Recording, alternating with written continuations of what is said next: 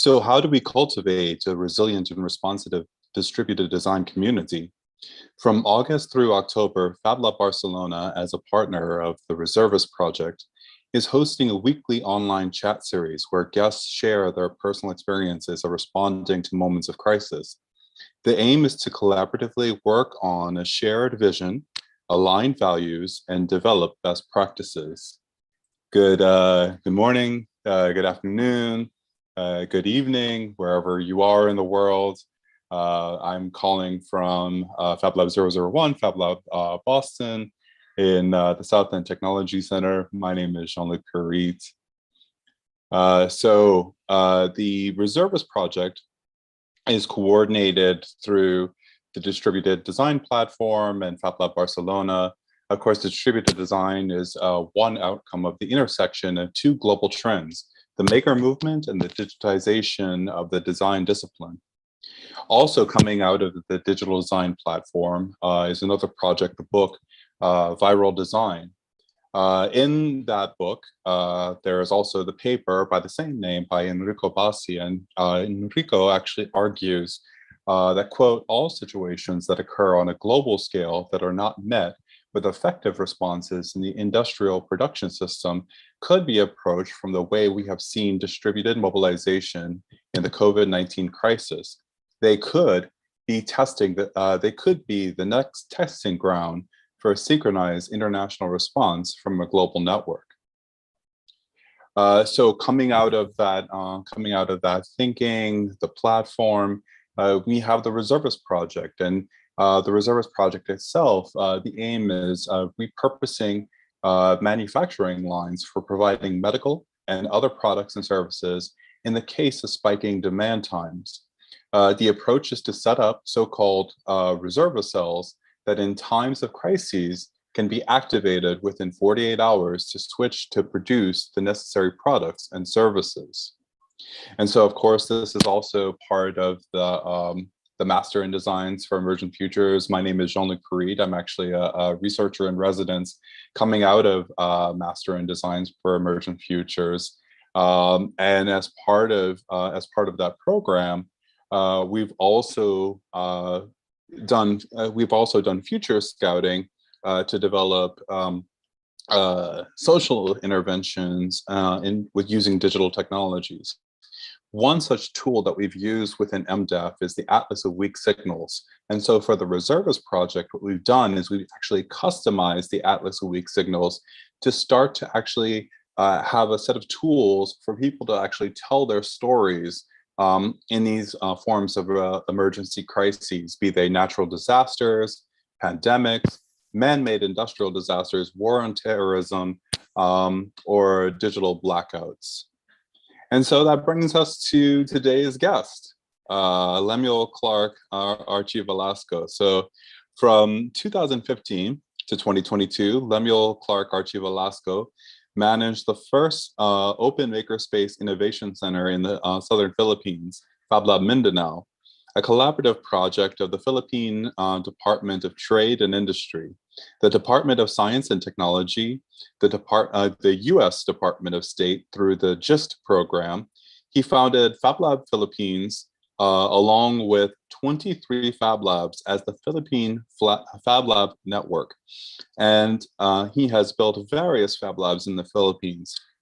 Since 2019, he has been implementing the Makers Without Borders webinar program with the US Embassy in the Philippines. And since 2020, the Makerspace Management Academy with USAID STRIDE.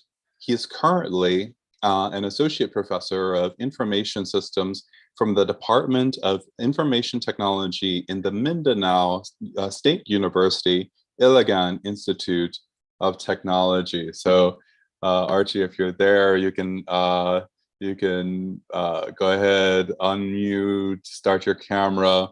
And yeah, definitely welcome to the Resilient Maker Stories. Hi, Jean-Luc. Mabuhay from the Philippines. It's evening here. I know it's morning there. So good morning, good afternoon, good evening, wherever you are in the world. I'm very excited to share with you our resilient stories, particularly with Fab Labs Philippines here in the Philippines. Yeah, thank you, thank you. So, I gave people a bit of your bio. Of course, that's only a bit of your bio. You've done so much work.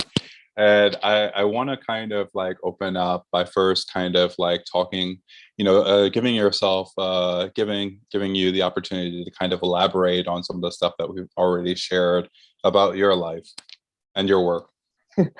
Okay, glad that you mentioned really resilience and the role of design and maker spaces on addressing concerns like this, because for the past 7 years, since 2015, we started the Philippine Fab Lab Net, the movement of Fab Labs here, incorporating the maker movement to the disciplines of the social sciences, to the arts, to the hard sciences, to engineering.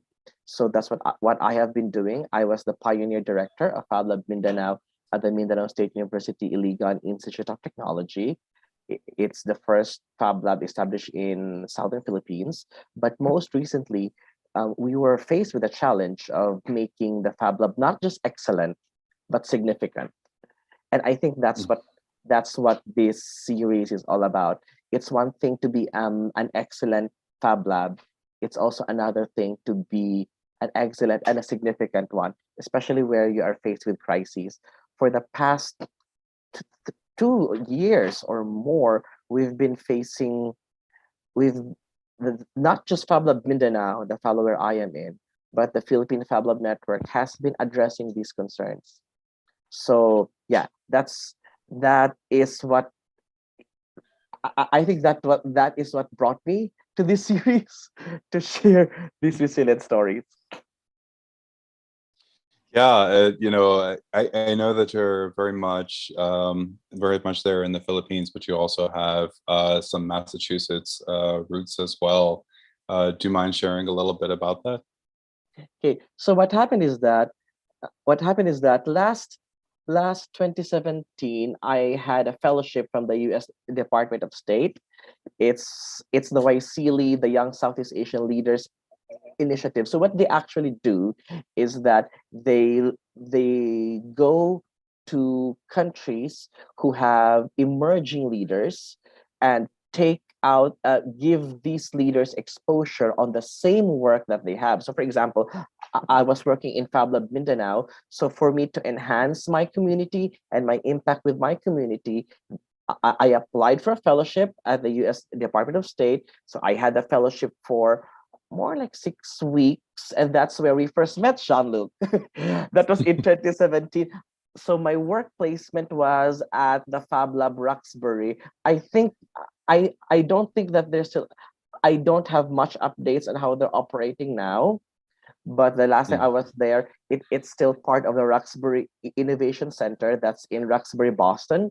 And then, Mhm. so I work there as well as work at the Cambridge Innovation Center at the Massachusetts Institute of Technology. So that really gave me different perspectives. Um, Fab Lab from a developing country and Fab Lab from a developed country, especially near Fab Lab 0001, where Jean-Luc is from, in Fab Lab Boston. So you have there an exposure and an avenue to really exhibit what you learn out of that exposure. Yeah. Yeah, I think it's really important to kind of like highlight the international flavor of your work because while we met earlier on in 2017, we actually worked together. I participated in a few sessions of Makers Without Borders, especially during the COVID-19 crisis. So can you tell us a little bit about that series? Wow, good that you mentioned that, because I have here with me a picture. I hope that you will forgive me for sharing this picture at the pandemic. So at that time, the main challenge, actually, this was in March 2020, when the Philippines was reacting to the early responses of different economies during the onset of the pandemic. So at that time, um, we already have formed the Philippine Fab Lab Network, as what you see right now, and it was good that it was good that we have one member of the network who is a medical makerspace. It's actually the first and the only makerspace housed in a hospital. And of all the specializations, Jean-Luc, of all the specializations, it's the department that manages the makerspace is under the ears, nose, and throat. The otorhinolaryngology head and neck surgery, which has to do with the entry of of COVID, right? They will get into your eyes, that will get into your nose, and will get into your mouth. So it was at this point in March, I think first or second week of March, that the challenge was on the PPE, right? At that time, good that as the month as the months progressed, the production lines were able to respond. But at that time, on March, when the spike went up and the hospitals, especially in the Philippines, were starting to be overwhelmed, the challenge actually is how to make PPEs that health professionals will be using. So the Philippine FAB LAB Network responded to developing 59,127 face shields and 230 aerosol boxes. So I you can see here how we've turned this over to health professionals. So we started this. Jean-Luc is there. Jean-Luc is there. We started this by consulting makers through the Makers Without Borders program, and then we had some health professionals from the Zamboanga City Medical Center ears, nose, and throat medical makerspace, part of the FAB LAB network, and we thought of how we can pull up ideas, what is really the need in the hospitals, what should be the right responses.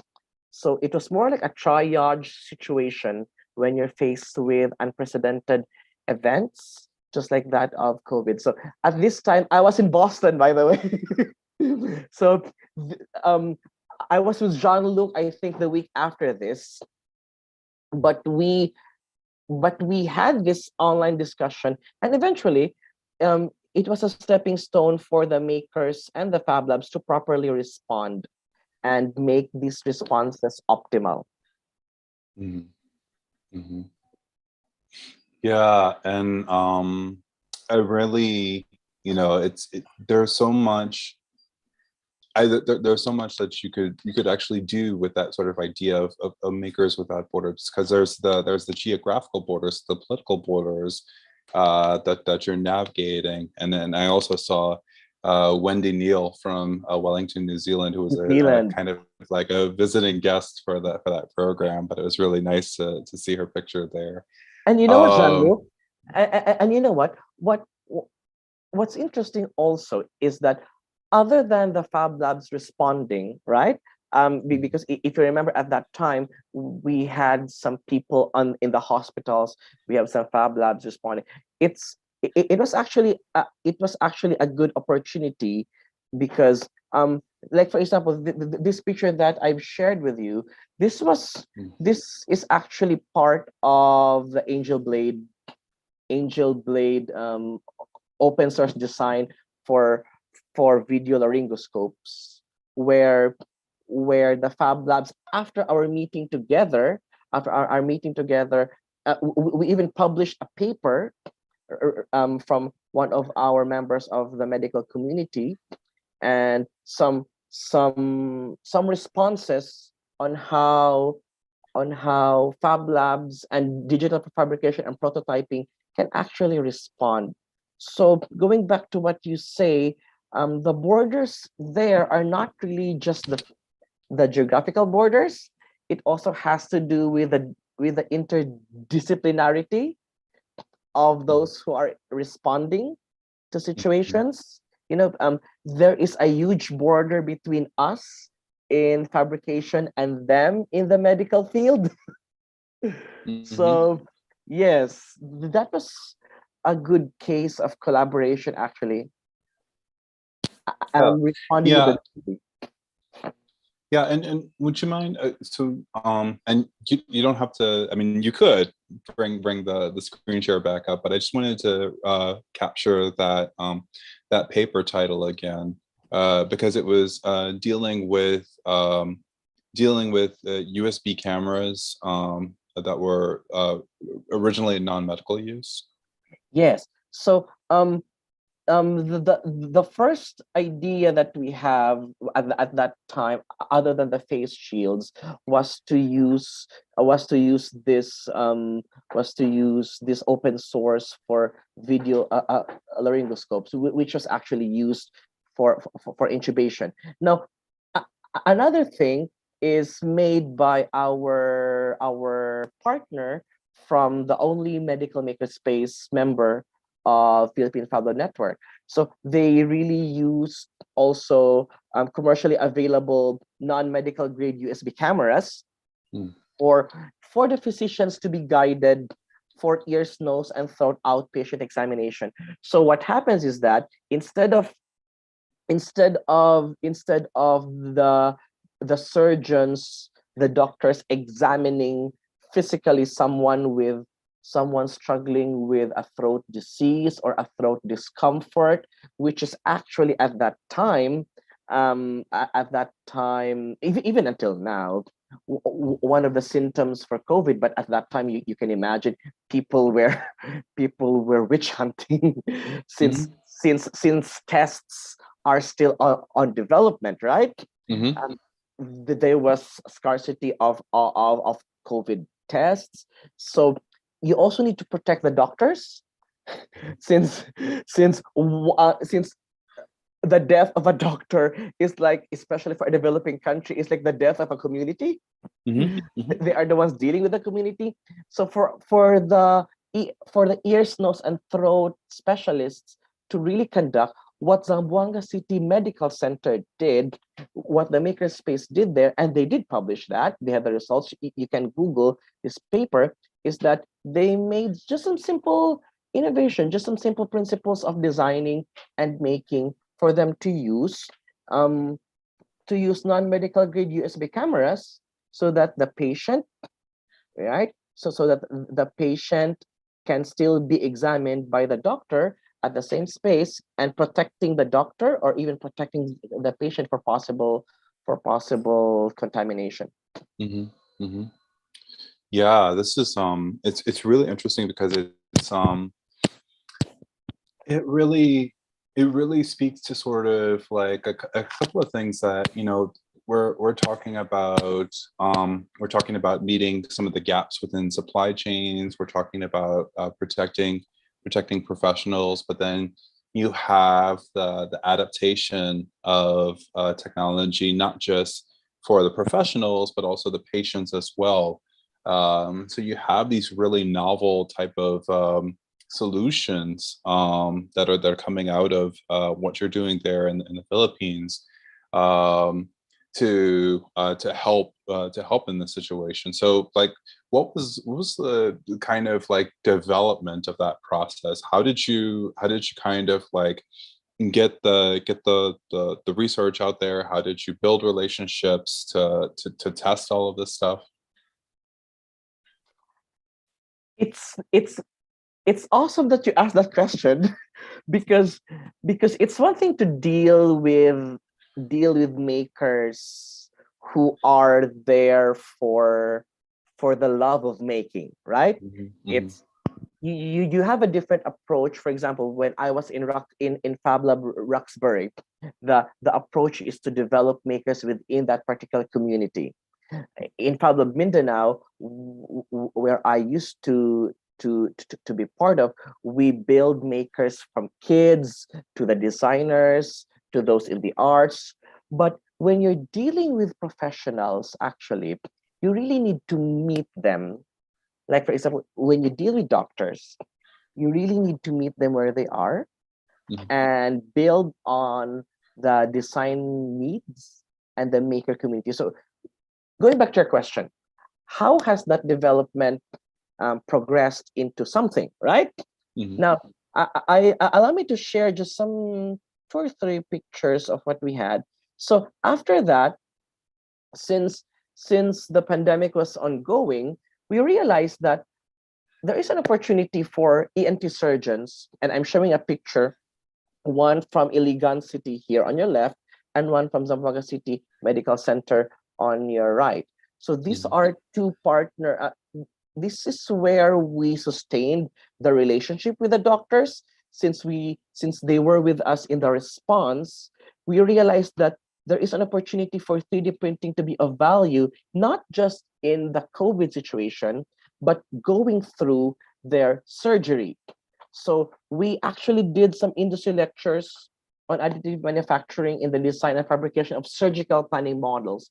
We started with surgical planning models, specifically in orthopedics or in otorhinolaryngology, or the ears, nose, and throat, head and neck surgery, simply because they're the doctors, as what you see here, that deals with CT scan, meaning to say, as what you can see here, these are CT scan captures. These are CT scan captures of someone who has a tumor here.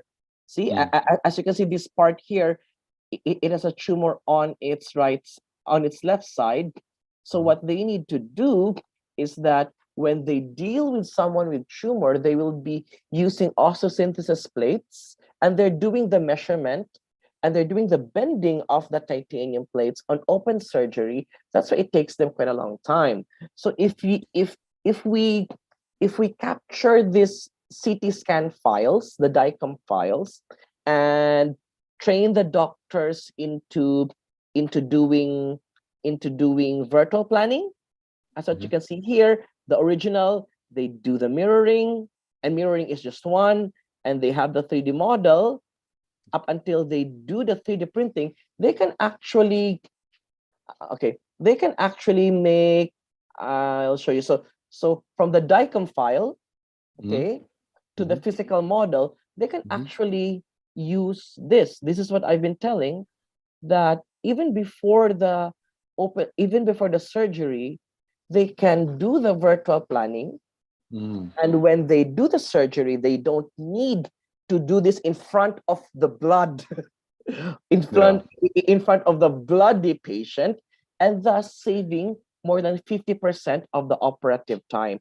Now, that has a lot of implications if you are already in the operating room, because Mhm. it will save blood loss, it will save anesthesia, it will save the operating time, it will save the surgeon's um, aspects, as well as the patient's recovery.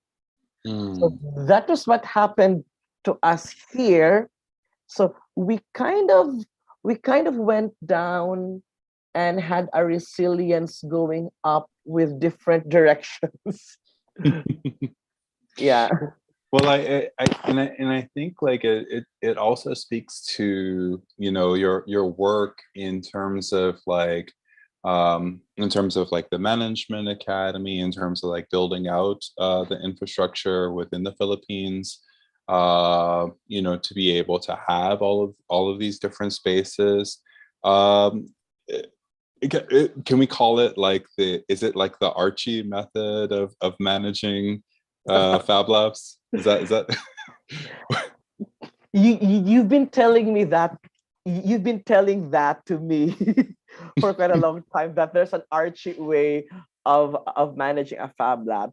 I think it just has to do with building the relationship first with the makers, because as what whether it be a crisis situation, or whether it be a collaborative research project, especially if you're in the maker community, you will really not work with someone that you do not trust, Mhm.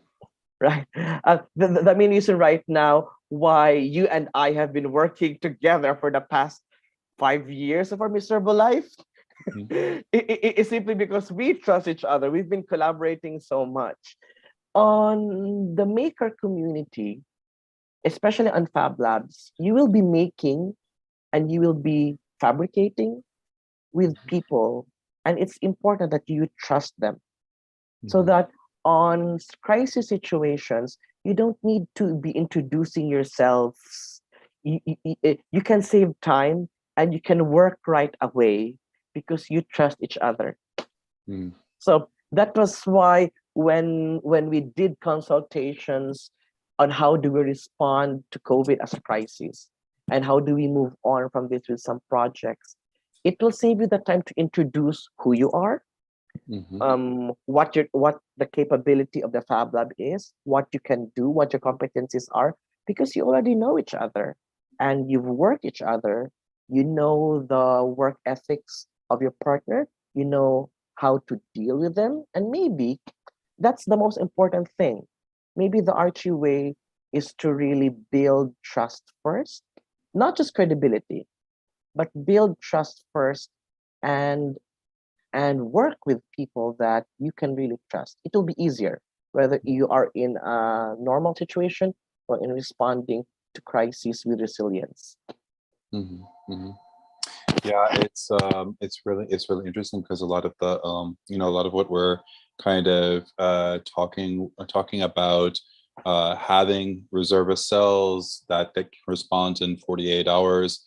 It's not necessarily that we're going to airdrop and then like like have the solution for the community, but what we're talking about and what Emilio talked about in the previous episode, was that period of time in which you're kind of building the relationships and building community with the people that you're going to be providing solutions for.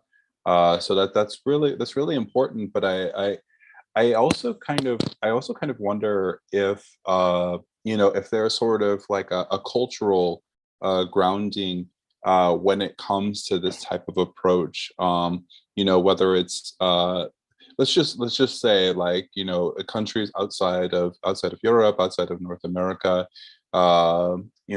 if there is sort of like things that are like culturally grounded in terms of like how you build relationships and how you actually kind of foster the types of solutions for the people that you're dealing with. Exactly, that will matter a lot. Now, let me tell you, Jean-Luc, a case of how we built Fab Labs Philippines. Now, as you all know, necessity will always be the mother of all inventions. The main reason why we built the Philippine Fab Lab Network, why we really grouped together. Actually, we can work. The Fab Labs can really work. Going back to your question about cultural considerations, because here, as there are limited, there are challenges on dealing with limits. First, you deal with limits with the supply chain. Okay, um, there are Fab Labs who are really struggling with supply chain. Just simple supplies of 3D printed filaments, where to source out these parts, who the right suppliers will be.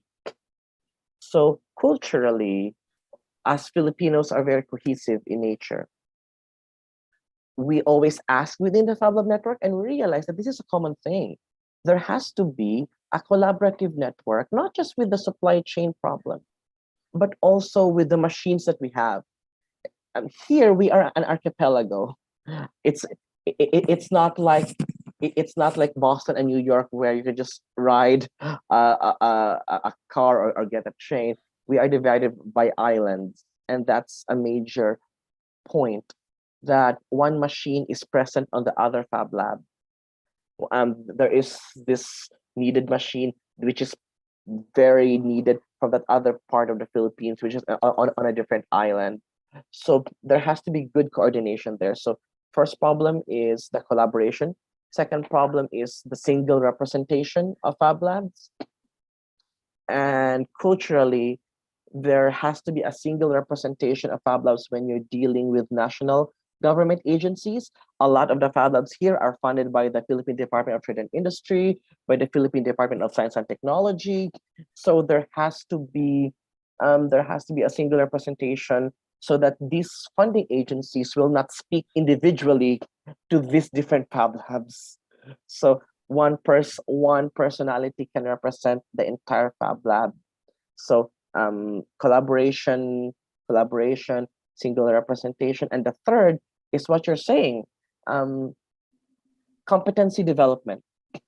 So that's also another thing that when one Fab Lab can be very honest with another Fab Lab that they will need this, for Filipinos who have a culture who would really like to be hospitable and who would like to entertain the needs and address those needs, you will need competency development, and and you realize that these are shared needs. So there has to be a network that will address single representation, collaboration, and competency development. That's why we built Fab Labs Philippines.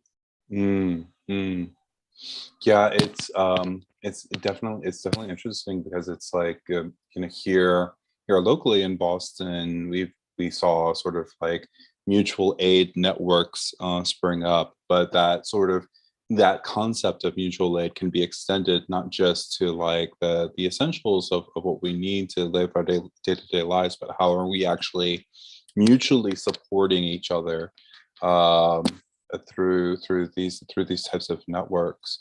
And I also like, one thing that I'm curious about, because we spend a lot of time talking about the pandemics and everything, but of course, in the archipelago that you're often, well, you can speak to the frequency, but the natural disasters, the storms that come through. How are these other types of emergency crises things that like exacerbate, and then how does that actually kind of like play into the resiliency of the network? Okay, the Philippines, you are right when you say, I think the only disaster which is absent in the Philippines are avalanche, because we don't have snow here. Name these disasters. We have volcano eruptions, we have typhoons, we have storms, we have flood, we have earthquake. We're in the Pacific Ring of Fire. So the role actually of the Fab Labs so far on responding to these calamities are minimal, since number one, when disasters strike, especially when there are typhoons and the powers go out, that's very common on disasters. If it's typhoon or if usually powers go out, and the Fab Lab in itself is also affected by how they will operate. Okay, so with that, the immediate response is also limited by how the maker community responds. But what I found out, and I think I've shared this with you on our private conversations, is the role of research and development, on how, and like for example, in our university, there are researchers right now, especially that of the Mindanao Center for Resilience, from that of the College of Engineering and Technology, from the College of Computer Studies, who are into disaster preparedness. Okay, and that I think is the role of the Fab Labs and the maker spaces and the maker community, not really responding to the situation when it happens, but preparing for it when it happens. So there are researchers right now on air surveillance and developing prototypes for for um, unmanned aerial vehicle, unmanned underwater vehicle, unmanned terrestrial vehicles, to do assessments, to respond. So the role that I realize right now, Jean-Luc, when dealing with natural calamities, is that the Fab Labs will also be helpless. The Fab Labs will also be helpless to respond, since the Fab Labs will also be affected in that particular area. But what the Fab Labs can do is that even before these natural disasters happen, research and development on solutions, research and development that has to do with robotics, research and development that has to do on responding to these situations when it happens. So it can be aerial assessment, development of prototypes for for assessing the needs. So it can be on the aspect of disaster preparedness, disaster response, disaster recovery, and even on the mitigation and recovery aspects. So that, I think, is what I realized, that what helps, what the Fab Lab can do for Yeah. disasters. Yes, and we definitely talked about like governmental and institutional relationships and everything. And one thing that we touched on a little briefly was around the supply chain aspect, and especially when we're dealing with pandemics, when we're dealing with natural disasters, and you have to kind of like maintain an inventory within Fab Labs to be able to have to be able to prototype and be able to produce and these types of interventions. What are some of the workarounds, or what are some of the pathways that you've identified in terms of like a supply chain management in these scenarios?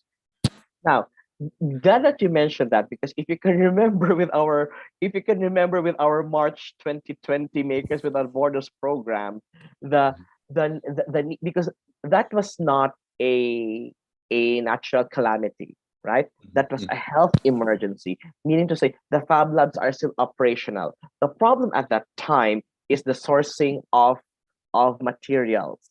Because if you can remember, and I think this is the best example to your question on dealing with supply chain. At that time, ports, whether it be airports or seaports, and even roads, especially here, we're having restrictions, right? Um, when we started responding to develop face shields, to develop 3D printed outputs, laser cutter outputs, we realized that once these run out, it's hard to replenish, because it was even hard. If it's hard to get toilet paper at that time, Jean-Luc, if you remember, if it was hard to get toilet paper at that time, it will be harder to get simple 3D printed filaments or simple acrylic sheets at that time. So um, that actually, right, that actually needs to be addressed also. How do we localize supply chains? Because on responding to climate situations, we will be helpless, really. There are machines there are willing human resources there are willing volunteers there.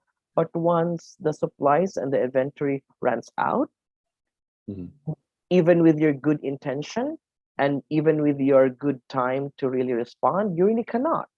You cannot make almost anything if you don't have anything to be used for in making almost anything. So how do I solve that? I honestly do not know, especially right now that the supply chain has started to work, has started to be optimized. But should another calamity, another calamity happens that will shaken up the supply chain of simple supplies, I think we need to prepare that. I don't have the answer to that question, actually, because we were not able to solve Yeah, that. yeah. Previously when we were chatting, somewhat related, but I kind of wanted to touch on this as well because in a previous conversation we talked about the sachets that people in the Philippines like use for their daily needs, but then there's like there's an issue of the waste material that comes from that. And so perhaps like some of that, yes, but then also thinking about what is our relationship with waste, and how are we able to kind of like perhaps like perhaps that's another source of materials. So I just wanted to just kind of talk about that a little bit. Wow, you do have a good memory about things. I I went to school for mass communication, so that's why I'm doing an interview series. Yeah, so so for the benefit of our viewers, we have in Fab Lab Mindanao, here at the Mindanao State University-Iligan Institute of Technology, we have an in-house maker, and they're called Lestics. It's less plastics. Okay, it stands for less. It's Lestics. The CEO is Mr. Keno Michael Uy. He's one of our resident makers. So what they're actually doing is, and they presented this, by the way, in Geneva, Switzerland, with Cherie. So the problem in dealing with plastics is that for plastics like this one, you can recycle this, right? This is not yet the end of a plastic's life. This can still, even if this is already trash, this can still be recyclable. But for simple cellophane, those used by sachet packaging here in the Philippines, those used by the transparent plastics, the cellophane plastics, you can't recycle them anymore because they're already in the end stage of the plastic usage. It's not like this where you can still do something with this. You can use the principles of heating it, the principles of what precious plastics is doing, right? But for those very thin plastics, I'm trying to look for plastic packaging here around me. Okay, for example, this one. Okay. Okay, so I am not promoting this snack. So for example, this one. This is Okay. yeah. So these there's nothing that you can do with this actually, comparing that to this. Right? So for this, something has to be done. And what Lestics actually did, and they received a funding from the Department of Science and Technology right now, is to deal not with the plastics who can still be recyclable, but to really deal with the really hopeless plastics. Just like this is hopeless plastic already. The destiny of this is surely in our garbage sites. Not unlike this where you can still reuse. You cannot reuse this already, right?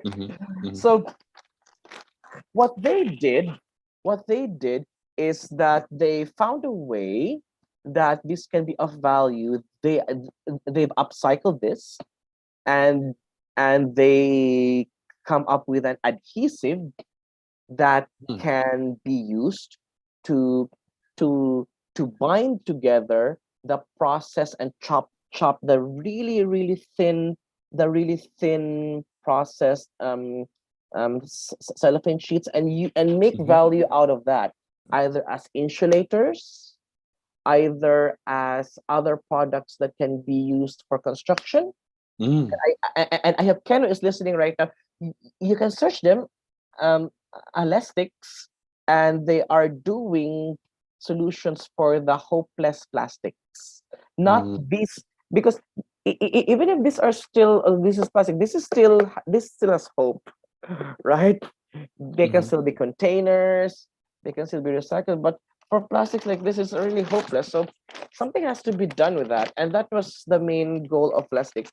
We've been supporting them actually in Fab Lab Mindanao, and talking about waste, we realized that the Fab Lab in itself has a lot of waste. Can you just imagine? Just think of 3D printers alone. There are a lot of wastes with 3D printed filaments, and that has to be done. We've actually published a research. We I think I can pull that out. Okay. It's a preliminary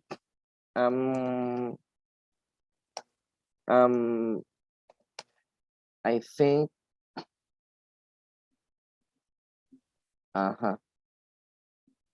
this one, preliminary assessment. Okay, so I think I can show this to you.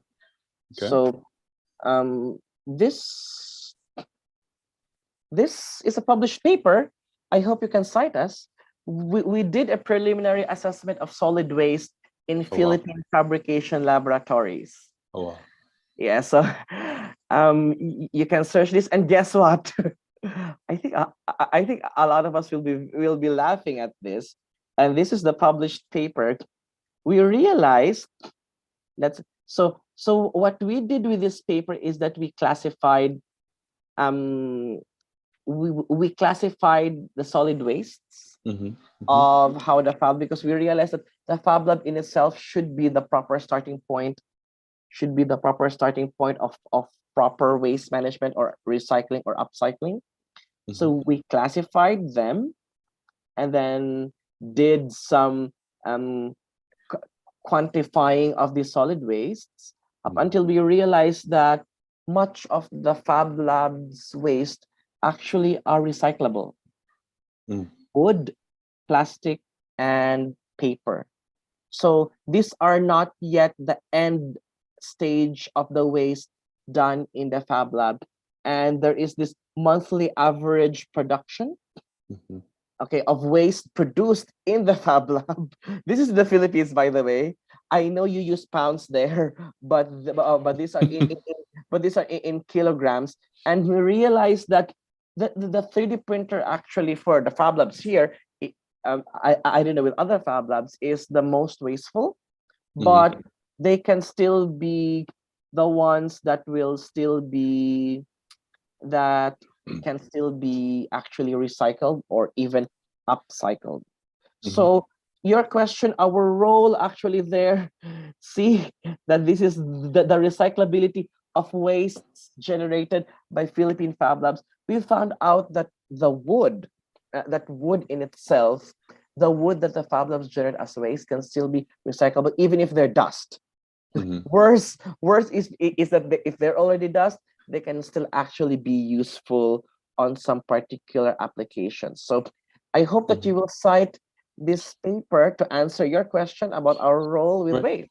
Right, and one of the things that you put in the table were the face masks, and I really especially with the pandemic, and kind of just thinking about like all of the we really had to get, I mean, at least here locally, we really had to get used to kind of like the disposability of interventions, because if you're sick, then we don't want to like reuse something and like keep germs on it or whatever. But were you looking at least for Fab Lab applications like face masks and stuff like that? Now for here in northern Mindanao, that's the southern part of the Philippines.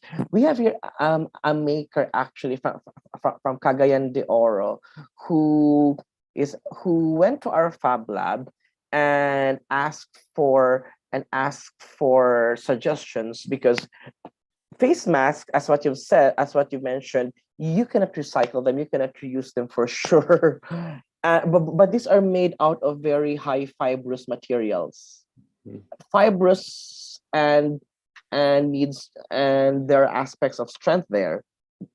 So we did some ideation with them, and we realized that this can be fibrous materials can still be useful as additives. For example, construction materials, just like making of hollow blocks,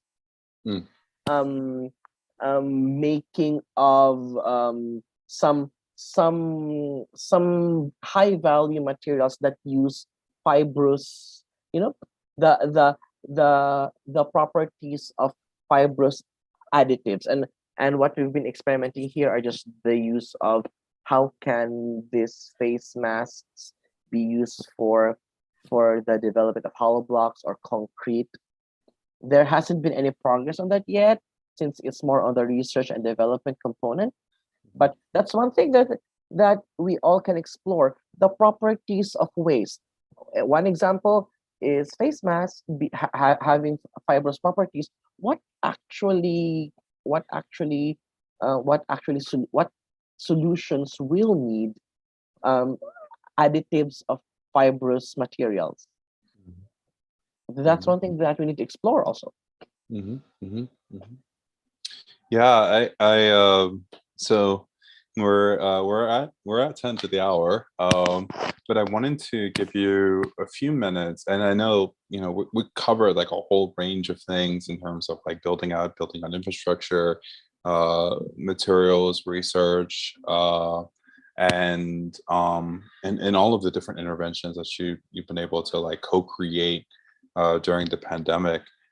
So what are some of the opportunities that, after you've gone through all of these experiences, what are the opportunities that you have for like future research and the future of your work?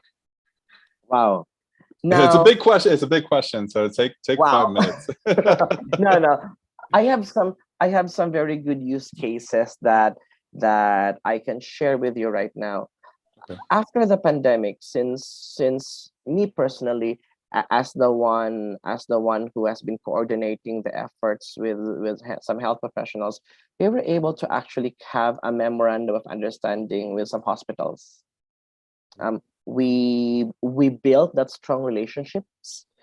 We built those strong relationships with doctors, specifically those with ears, nose, and throat specialization, the head and neck surgeons. That's why we actually had research right now with hospitals. So can you believe, Jean-Luc? One of the good things that came out of the tragedy of the pandemic situation is us building relationships with doctors and doing sustainable research together. So this is with Zamboanga City Medical Center. Another thing which we did actually recently is this one. So after that, we strengthened our collaboration, and you can search on this, with the Philippine Society of Otolaryngology Head and Neck Surgery. So from the hospital level to the nationwide society of the specialists. This was just in August 23. This was 2 weeks ago. So we had that formal memorandum of understanding on what aspects we need to explore on research, development, and innovation. So this started with us having memorandum of understanding with hospitals, having to attend just like this AO cranium maxillofacial surgery course. So, and most recently is after the hospital level, after the society or the specialization level, we actually had some projects with the subspecialty. So for us, our university hosted a research proposal write shop. It's research proposal workshop development, and this is with the Philippine Academy of Craniomaxillofacial Surgery. So this actually is, I think, the peak of what we've done, because we also did this with Zamboanga City Medical Center and helped them submit research for funding, and they were able to receive funding. Now we would want to replicate this with a specific subspecialty. So with that, I think my take on this is that we will really meet and collaborate with people in times of crisis. When the crisis will end, it will be us who will be sustaining this relationship. It will be us who will be sustaining these networks with continuously working together. And I think that's the most important thing. That the lesson of resilience is that when you go down, you will go up. And within the going down and the going up, you meet collaborators along the way. So when you're already there, up in the normal situation, recovering and being resilient, what will you do? You will need to collaborate all the more with those partners, with those friends. I can call them my friends, that you will really have opportunities all the more to sustain and work together, because you've worked together when you were down. All the more that you can work together when you are in the normalized situation. So that, I think, is my resilient maker story. Oh. That on those times that you are struggling within the trial and the valley of how you work together on responding to calamities, responding to unprecedented crises. When you've recovered, it is also important that you sustain that partnership and sustain that collaboration. Mm, mm, really, really nice, really nice. It's and thank you for working the title in there. I want to go ahead and bring in my colleague Marian Real, who's actually going to tell us a little bit about how others can actually join the conversation here with you, Archie, with Emilio, and all of our speakers as well. So, Marian, are you there? Yes, I am here. Hi, everyone, and thanks, Jean-Luc, for the introduction and actually for the talk. It was super nice to hear. So yeah, I will repeat it for all the series that we have. In the same time that we have the conversation, we have an online space where we can discuss with the speaker later, and also with each other about resilient maker stories. You have the opportunity to contribute. So it's a mirror board. You have the links here, and we will put it also on the YouTube channel, so you can have access, and going either when you look at the session or later during this month of activity. So yes, it's an interactive board for nurturing collective reflection and engagement during the Resilient Maker Story. How you will have the opportunity to participate is to look and listen to the story via the Fab Lab channels in YouTube. There is this space, as you can see, with our speaker today, where you can find some notes we are taking in the same time we have the conversation, and you can add on, like, ask some question to the speaker. After, you can go next, and if you want, if you feel that when you're listening, you also want to share some personal stories that can really help us to implement and work on our project, you have a space where you can look at how you can share your resilient maker story by telling a bit about your own story, about you, how you collaborate with other stakeholders, how you in which territory, which land you are having this story, and what is the reflection now. So everything is on the Miro, and also we have set up a mini space for sharing your reflection on the series of events, more like, did you experience it, how we can improve it, what is in there for the future of Maker, and what we can do next together. And hopefully we will have a nice representation of many stories with different type of crises, and we'll share these collaborative maps inside an infographic book of the Reservist European project. Yes, and so thank you, Marian, thank you, Archie. We're going to continue this chat series. So we have next week, September 6th, 4 p.m. Barcelona time, 4 p.m. to 5 p.m. That's 10 a.m. Eastern Standard Time, 10 p.m. Philippines time, Archie, if you want to watch. But we have Vanessa Nyonflo from Peru coming to share her Resilient Maker story. So really looking forward to that. Thank you all for your time. Thank you for tuning in. We'll be chatting on the Miro board, and yeah, talk to you next week. Ciao. Thank you. Thank you for having me. Bye-bye. Maraming salamat Bye-bye. from the Philippines.